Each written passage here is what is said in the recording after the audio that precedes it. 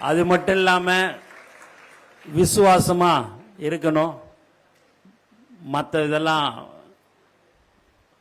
பேசி இட்டுன்னு வரக்கூடாதுன்னாரு. ஒழுங்காக நீங்கள் வச்சுருந்தா அவங்க ஏன் இன்னொரு இடத்துக்கு வராங்க?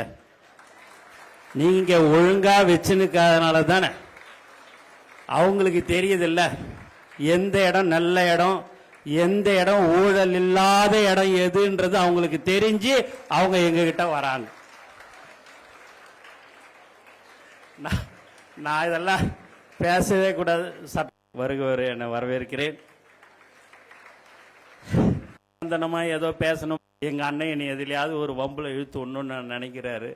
அவர் நினைச்சினே தான் வந்து ஏதாவது ஒரு வம்புல இழுப்பாரு அப்படின்னு நான் நினைச்சேன். ரொம்ப அழகா பேசுறாரு, என்னடா இன்னும் வம்புல இழுக்கலையே நான் நினைச்சேன். கண்டிப்பா இழுத்தாரு. அதுக்கும் நான் அதுக்கு தகுந்த மாதிரி பதில் சொல்லிட்டேன்.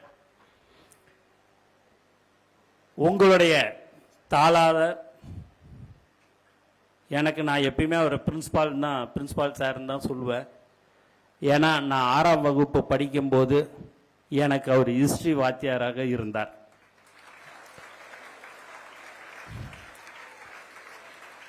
ஒழுங்கா படிடா ஒழுங்கா படிடா அப்படின்வார். ஒழுங்கா படித்தா தாண்டா வாழ்க்கையில் முன்னுக்கு வர முடியும்னுவார். நான் வாழ்க்கையில் 3 பேரை என்றைக்குமே நான் மறக்கவே கூடாது. எத்தனை ஜென்மம் எடுத்தாலும் நான் மறக்கக்கூடாது.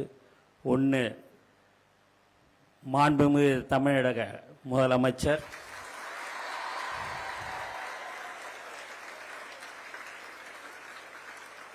ஜனாப் முன்னாள் அமைச்சர் CM அஷ்ரப்,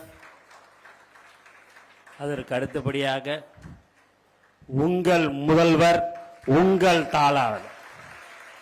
இன்னைக்கு இந்த இடத்துல நான் நிற்கிறேன் அப்படின்னா அதுக்கு முழு காரணம்